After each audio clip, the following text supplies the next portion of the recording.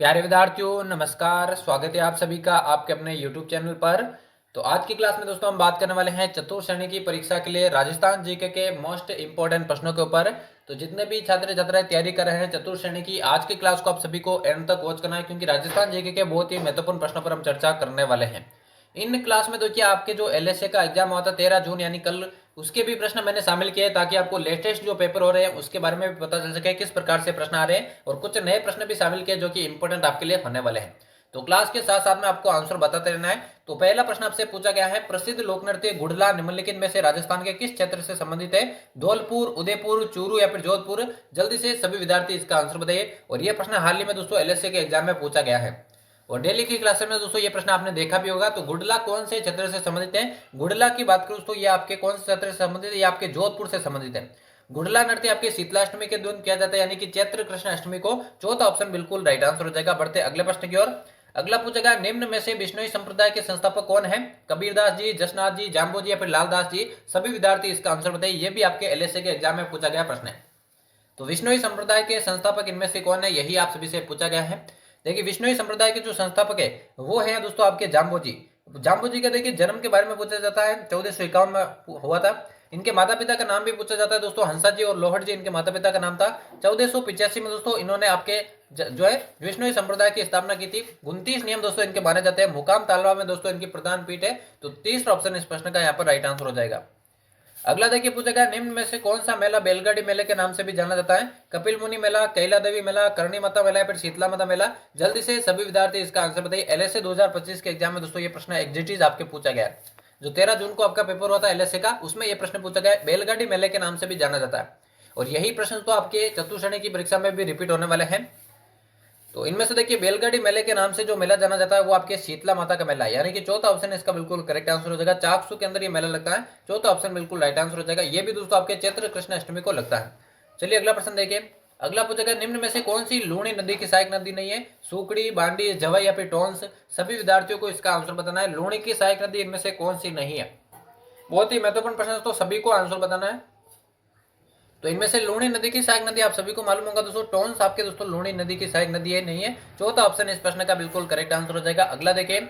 अगला पूछा गया, निम्नलिखित में से राजस्थान के स्वतंत्र प्रभार वाले राज्य ऊर्जा मंत्री कौन है? यानी राजस्थान में वर्तमान के ऊर्जा मंत्री आपसे पूछा गया है। श्री जोगाराम पटेल, श्री हीरालाल नागर, श्री नीरज कुमार पवन या फिर भजनलाल शर्मा? कौन सा ऑप्शन बिल्कुल राइट आंसर हो जाएगा? वर्तमान में राजस्थान के ऊर्जा मंत्री कौन है, यह प्रश्न भी आपके एलएसए में पूछा गया।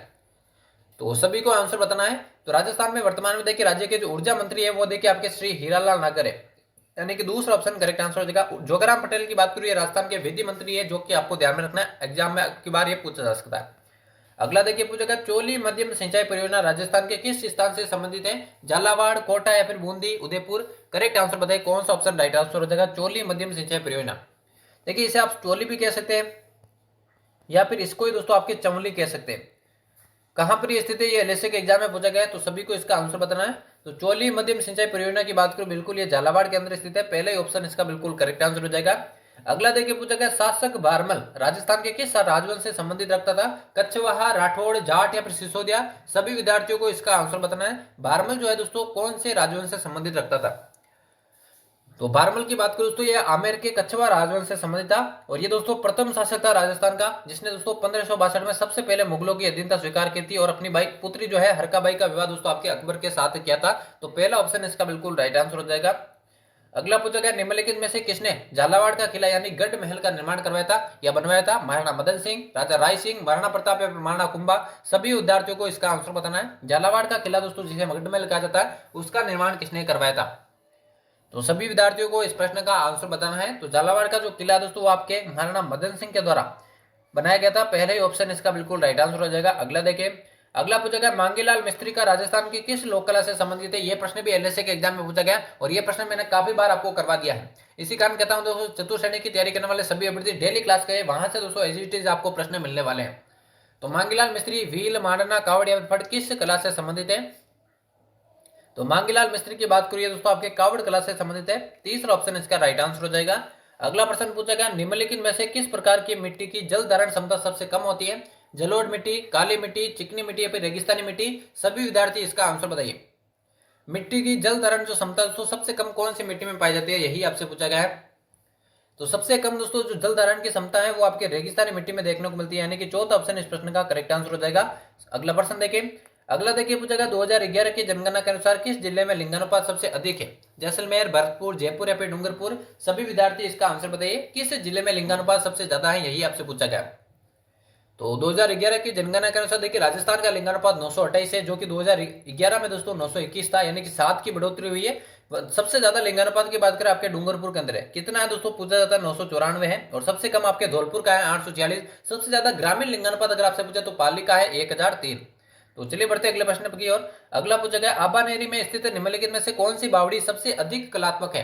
त्रिमुखी बावड़ी, नौलखा बावड़ी, रानी जी की बावड़ी या फिर चांद बावड़ी? सभी विद्यार्थी इसका आंसर बताइए, कौन सा ऑप्शन राइट आंसर हो जाएगा। आबानेरी में कौन सी बावड़ी है जो सबसे अधिक कलात्मक मानी जाती है? प्रश्न काफी बार पूछा गया दोस्तों और बार बार रिपीट होता है। तो आबानेरी में जो बावड़ी है दोस्तों जो सबसे अधिक कलात्मक मानी जाती है वो आपके चांद बावड़ी है।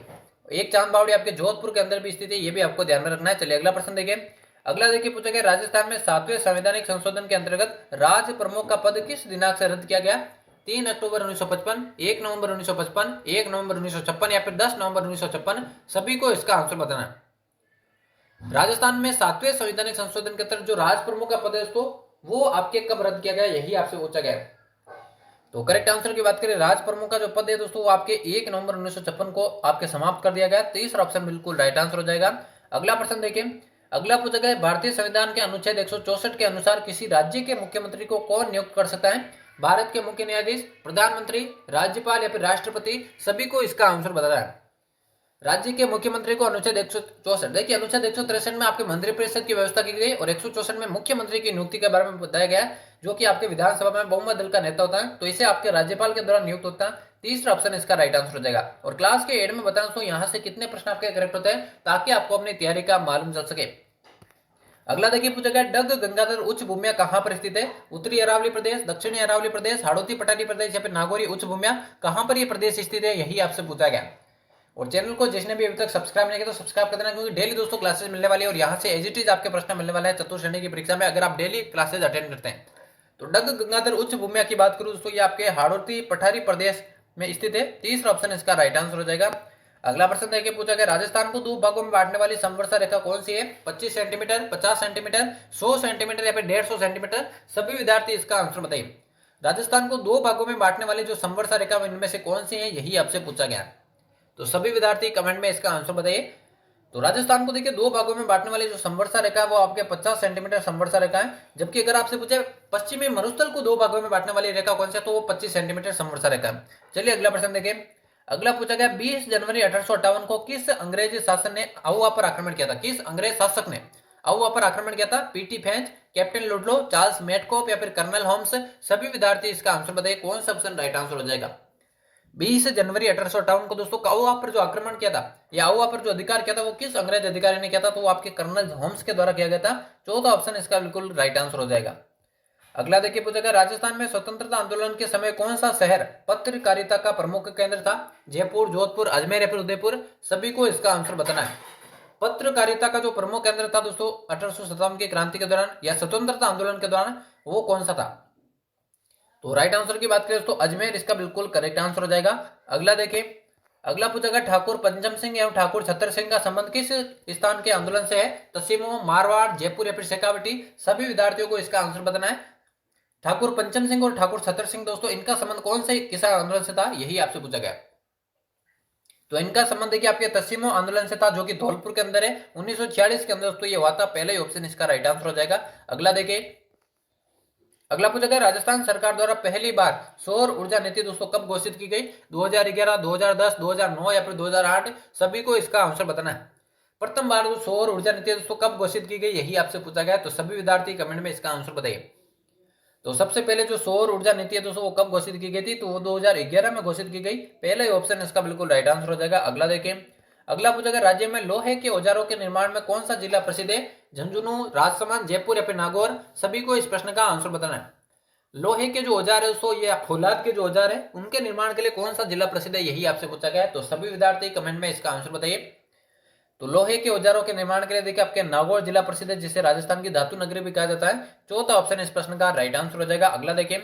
अगला पूछा गया रणकपुर मंदिर प्रसिद्ध पर्यटक स्थल है जिसका संबंध है जो रणकपुर मंदिर है तो पाली के अंदर है, उसका संबंध कौन से धर्म से है? हिंदू धर्म से, जैन धर्म से, बौद्ध धर्म से या फिर पारसी धर्म से?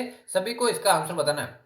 रणकपुर मंदिर आपके पाली के अंदर है। 1144 खंबे दोस्तों, 1444, जिसे आपके खंभों का अजायब भी कहा जाता है। धरणक शाह व्यापारी ने दोस्तों राणा कुंभा के शासनकाल में इसका निर्माण करवाया था।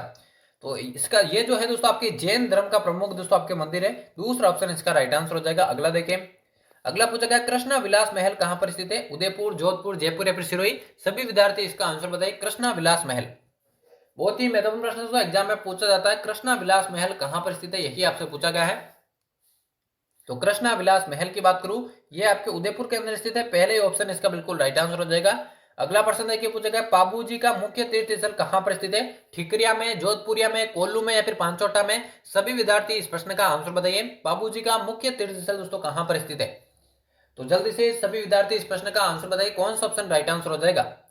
तो बाबूजी का जो मुख्य तीर्थ स्थल है दोस्तों वो आपके कोल्लू गांव है। तीसरा ऑप्शन इस प्रश्न का यहाँ पर राइट आंसर हो जाएगा। चलिए अगला प्रश्न देखें, और आज के महत्वपूर्ण प्रश्नों की क्लास का ये लास्ट प्रश्न होने वाला है। यहाँ पर आपसे पूछा गया भित्ति चित्रण की दृष्टि से कहाँ की हवेलियां प्रसिद्ध है? शेखावाटी की, जैसलमेर की, उदयपुर की या फिर बीकानेर की? जल्दी से सभी इसका आंसर बताइए। और 25 में से कितने प्रश्न आपके करेक्ट है, ईमानदारी से आपको कमेंट बॉक्स में बताना है, जिससे आपको अपनी तैयारी का मालूम चल सके। तो भित्ति चित्रण की दृष्टि से जो हवेलियां प्रसिद्ध है वो आपके शेखावटी की प्रसिद्ध है, यानी कि पहला ऑप्शन जिसने भी सही किया है उन सभी का बिल्कुल राइट आंसर हो जाएगा। तो यहाँ पर हमारे चतुर्थ श्रेणी की परीक्षा के लिए राजस्थान जीके के मोस्ट इंपोर्टेंट प्रश्नों की क्लास समाप्त होती है। डेली दोस्तों इसी तरह की महत्वपूर्ण प्रश्नों की क्लास लगती है, इसलिए चैनल को आपको सब्सक्राइब कर देना और बेल आइकन को प्रेस कर देना डेली क्लासेस पाने के लिए। तो क्लास आपको कैसी लगी कमेंट में जरूर बताना, अपने सभी साथियों में क्लास को शेयर कर देना। मिलते हैं किसी और नई क्लास में, तब तक लेते हैं आप सभी से अलविदा, धन्यवाद।